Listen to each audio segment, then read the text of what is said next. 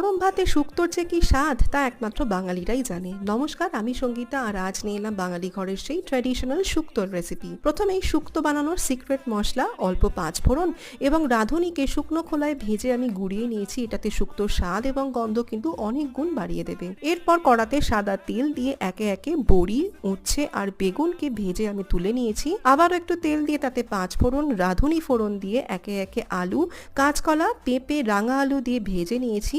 স্বাদ মতো নুন দিয়ে ঢাকাটাকে চাপা দিয়ে 5 মিনিট রান্না করে এর মধ্যে সজনে ডাঁটা দিয়েছি। অল্প জল দিয়ে ঢাকাটাকে চাপা দিয়ে সবজিগুলোকে সেদ্ধ করে নিয়েছি।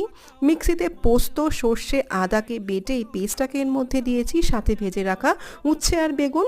1 কাপ দুধে 1 চামচ ময়দা মিশিয়ে শুক্তোতে দিয়েছি। এতে শুক্তোর রং সাদা থাকবে, দুধটাও কিন্তু কেটে যাবে না। স্বাদ মতো নুন, মিষ্টি, ভেজে রাখা বড়ি, ভাজা মশলা আর ঠিক নামানোর আগে ঘিটাকে দিয়ে ভালো করে মিশিয়ে নিলে কিন্তু অনুষ্ঠান বাড়ির স্বাদে শুক্তো রেডি।